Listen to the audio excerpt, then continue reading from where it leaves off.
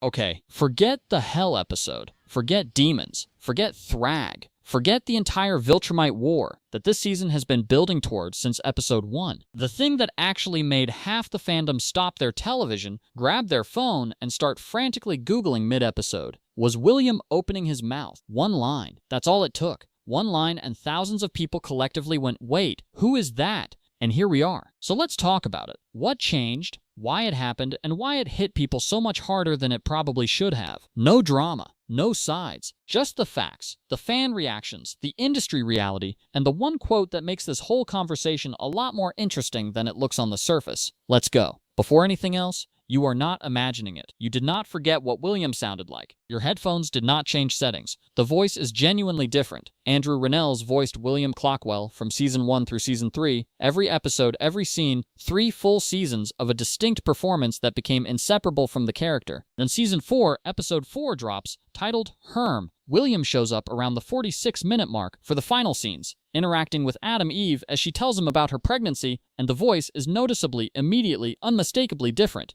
Mark is a superhero. I wonder if that means his, are super strong too.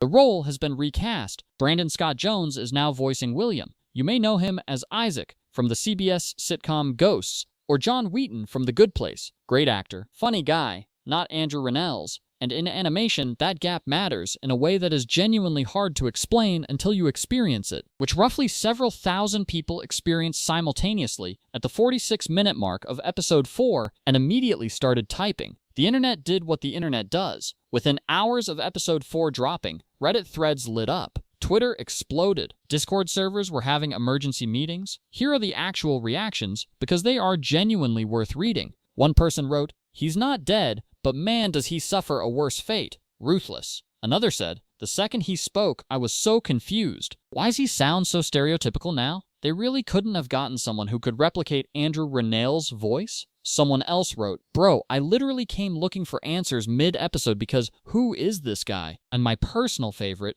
"His voice threw me off so much. Had to pause the episode." To which another fan replied, "I had to physically stop watching. 3 camps formed immediately. Camp 1, I hate it and I cannot move past it. Camp 2, it's fine. Characters get recast. This happens in animation. Camp 3, and this is the spicy one. It doesn't just sound different, it sounds like a different version of the character entirely. And Camp 3 is where this conversation gets genuinely interesting, because they are pointing at something real. This is the only fandom where a voice change causes more discussion than a demon lord, a Viltrumite invasion, and a baby announcement combined. Peak Invincible. Here is something that gets underexplained every time a recast happens in an animated show. In live action, when you replace an actor, you still have the same face, the same body language, the same physical presence. The audience can bridge the gap. It is jarring, but the visual anchors them. In animation, that anchor does not exist. The character's design stays identical. Everything visual is exactly the same William the audience has known for 3 seasons,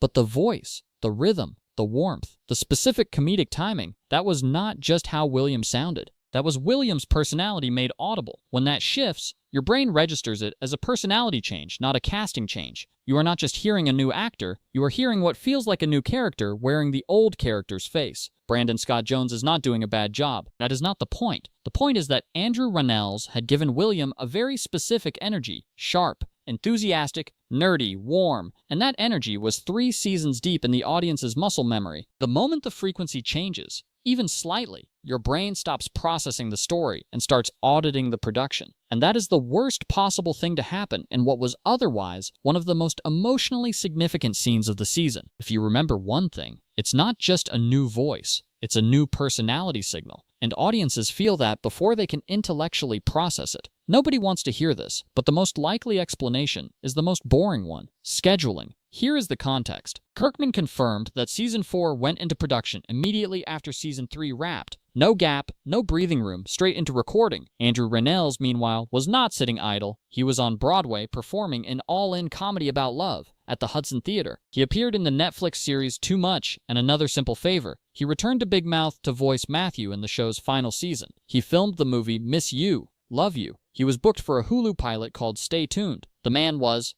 and remains, extremely busy. Now add the fact that William appears in exactly 1 episode of Season 4. 1. That is one recording session, one scheduling block, for an actor with a Broadway run and multiple film and television commitments stacked simultaneously. The math is not mysterious. It just is not dramatic enough to generate headlines. This is not even the show's first rodeo. Season 4 alone is dealing with its 6th major recast across the full run. Mahershala Ali replaced after Season 1 as Titan. Ezra Miller replaced as Sinclair. Jonathan Groff replaced as Rick. Zachary Quinto replaced for Robots Drones. Aaron Paul exiting as Powerplex because the role was too emotionally harrowing for him personally. William is the most visible because he is the longest running, but the pattern was already there. Most of the time, it is boring business stuff. The audience just experiences it as emotional betrayal. That gap is the entire reason this video exists. This is the part people are actually most upset about, and it deserves a calm, honest look. A significant portion of the fan reaction is not just the voice sounds different, it is the performance sounds more stereotyped. And there is a documented quote that makes this conversation much heavier. In 2020, Andrew Rannells spoke about the role and specifically praised the fact that William avoided the typical gay best friend trope. His exact words, "He's not a typical 'this is the gay friend of the lead character.' They gave me a lot to do. He has a really solid storyline." He was proud that William existed as a fully rounded character whose identity was not reduced to a single characteristic. That context makes the fan reactions read differently. One person on Reddit wrote, "It's almost homophobic with how over the top it is. What was fun about William is that he was just a nerd that happened to be gay." Another wrote,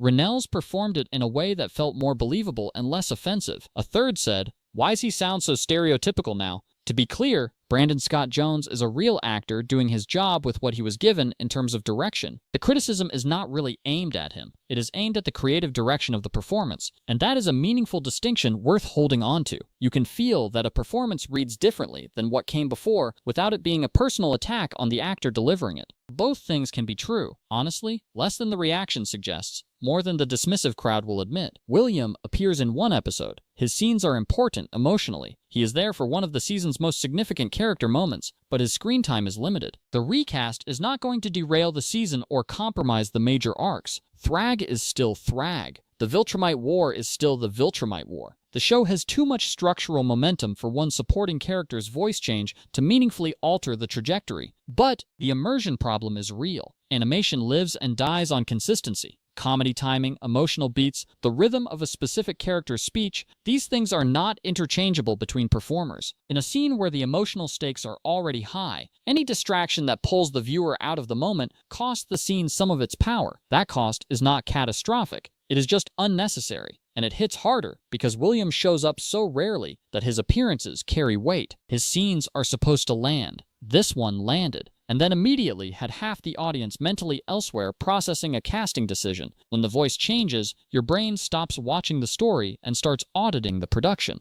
That is the problem, not the performance, the interruption. 3 realistic options, and 1 extremely specific request. Option 1, commit to Brandon Scott Jones and let audiences adjust. This is what happened with Titan. Mahershala Ali was replaced by Todd Williams, and within a season or 2, nobody was talking about it. Audiences are adaptable. The initial reaction is always louder than the long-term reality. Option 2, work with Jones to calibrate the performance closer to Rannell's established energy. This does not mean doing an impression. It means understanding what emotional register the character lives in and meeting it. A warmer, less heightened delivery might close the gap significantly without requiring a second recast. Option 3, if Rannells becomes available for a bigger William storyline in Season 5, which is confirmed, bring him back. The friendship with Mark is foundational, and if the schedule clears and the role expands, that door should stay open. One specific request, do not make this a multiverse plot point. William is not a variant. Do not go there. Here is the actual reason a supporting character voice change dominated the conversation for an entire week. Fans were already slightly on edge going into Episode 4. The first 3 episodes had been enormous. Thrag's debut, the Viltrumite War ramping up, cosmic scale threats everywhere. Episode 4 deliberately slowed things down for the Hell arc. Some viewers loved it, others were waiting for the war to continue.